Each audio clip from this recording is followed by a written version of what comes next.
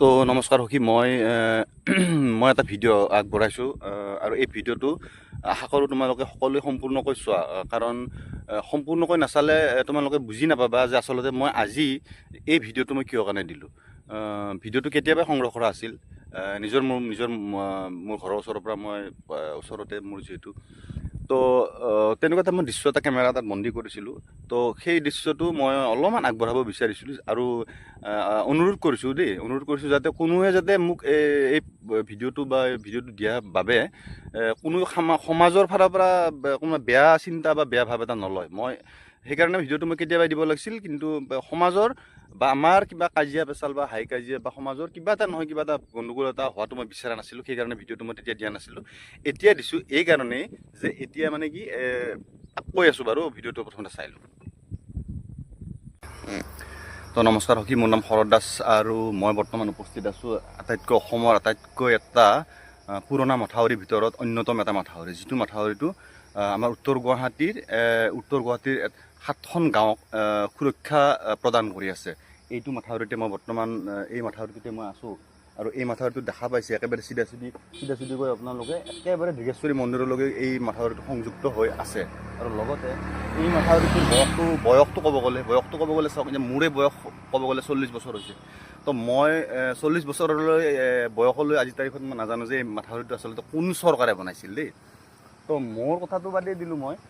মোৰ দেউতা 60-65 মানে হৈছে। তো দেউতাকো সোধোঁ মই দেই, দেউতা এইটো বস্তুটো কোনে বনাইছিল? দেউতাই ক'ব নোৱাৰে। আচলতে দেউতাই কিয় কাৰণে ক'ব নোৱাৰে, আমাৰ ককায়ো ক'ব নোৱাৰিছিল। আচলতে দেউতাৰ বয়স যদি 60 বছৰ, মোৰ 40 বছৰ, তেন্তে আপুনি নিজে এটা অনুমান কৰক। মোৰ ককাৰ বয়স, ককায়ো নাজানিলে, আজু ককায়ো নাজানিলে, হয়তো জানিলে কিজানি আমি গম পালোঁ যে কোনে বনাইছিল এইটো।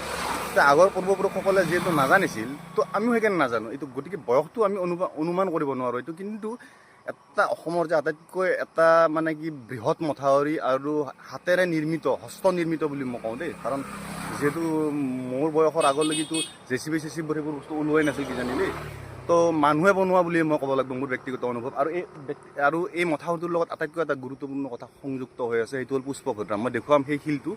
আচলতে আমাক পুষ্পভদ্ৰা ৰূপী কিবা এটা বুলি কৈছিল নহয় আমাৰ ইয়াতে। মোৰ ভিডিঅ'টো চাই থাকিলে গম পাব তেওঁ এজন ভগৱানৰ অৱতাৰেই হয়।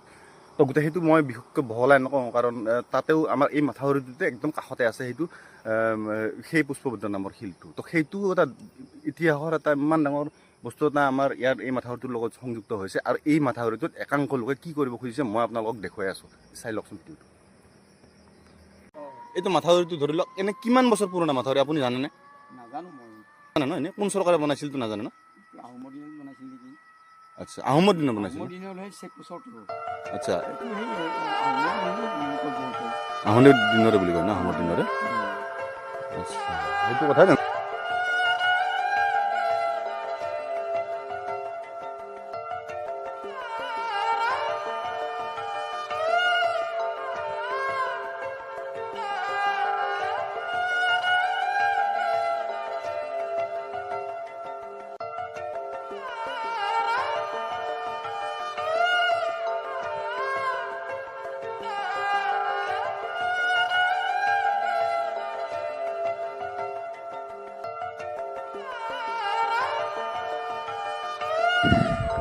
আচ্ছা, আশা কৰোঁ সখী ভালকৈ চালা ভিডিঅ'টো। বহুত সৰুকৈ ভিডিঅ'টো মই দিছোঁ দেই। এতিয়া কথাটো হৈছে কি, আমি সকলোৱে মানে কি আমাৰ যিটো মথাউৰি, এই মথাউৰিটো আমাৰ 7খন গাঁৱক নিৰাপত্তা দি আছে দেই। 7খন গাঁও, অকল মই কোৱা কথা নহয়, এইটো আমাৰ বহুত পূৰ্বপুৰুষসকলে কৈ যোৱা কথা যে হয়। আচলতে মই ফালৰ পৰা চাব গ'লে এই ঢেকীয়াশ্বৰী মন্দিৰৰ পৰা একেবাৰে এই কানাই বৰশী শিল পৰ্যন্ত তালৈ এটা লিংক এটা আছে। মই যিমান দূৰ দেখা পাইছোঁ মই সিমান দূৰৰ কথা কৈছোঁ। তো এই মথাউৰিটো আজিৰ তাৰিখত বনোৱা নহয়। এই কেতিয়া বনাইছিল মইতো নাজানো বাৰু। মই এটা সৰু এটা ভিডিঅ' দি দিম এজন আমাৰ গাঁৱৰ বয়সীয়াল মানুহ এজনৰ। কেতিয়া বনাইছিলতো মই নাজানো, কিন্তু এটা কথা জানো যে এই যিটো মাথাউৰি আছিল, এই মাথাউৰিটো আমাৰ আজু ককাহঁতৰ বুলি নকওঁ মই দেই, ক্ষমা কৰিব, আজু ককা শব্দটো আহি গ'ল। আমাৰ পূৰ্বপুৰুষসকল, যিসকল পূৰ্বপুৰুষ আছিল সেইসকলে বনোৱা আৰু হাতেৰে নিৰ্মিত বুলি মোৰ। কাৰণ সেই সময়ত জেচিবি কিবা হাকৰা বাকৰা এইবিলাক তেতিয়া নাছিল। তো গতিকে মই এইটো বিচাৰোঁ যে আমাৰ এই অঞ্চলৰ সমগ্ৰ অঞ্চলৰ ৰাইজৰ একতাটো যাতে গঢ়ি থাকে, এই মাথাউৰিটোক লৈ যাতে কোনো অনিষ্ট কৰিব নোৱাৰে। আৰু এই মাথাউৰিটো যদি বাই চান্স কেতিয়াবা অনিষ্ট তেনেকুৱা এটা হয়, তেন্তে কিন্তু আমাৰ ৰংঘৰ এই 7খন গাঁৱৰ আৰু এই এৰিয়াটো এৰিয়া হয় মই ভাবোঁ নাথাকে। আৰু মই কৈছিলোঁ যে এই মাথাউৰিটোৰ তাৎপৰ্যপূৰ্ণ এটা কথা আছে। এই মাথাউৰিটোত একেবাৰে ওচৰতে আমাৰ পুষ্পভদ্ৰ নামৰ এটা মানে হেৰিয়ে দেৱতা এজন ভগৱান এজনৰ এটা মূৰ্তি এটা শিললৈ ৰূপান্তৰিত হৈ থকা বুলি কয়। তো মই ভাবোঁ এইবোৰ যি হৈ গ'ল আৰু যাতে আগলৈ তেনেকুৱা ধৰণৰ কোনো এটা মানসিকতা লৈ মই ভাবোঁ যে নিজৰ চিন্তাটো আনিব নালাগে দেই। ব্যৱসায় কিন্তু তেনেকুৱা ধৰণৰ ব্যৱসায় কৰিব নাপায় যিটো ব্যৱসায় কৰিলে সমাজৰ অনিষ্ট হয়।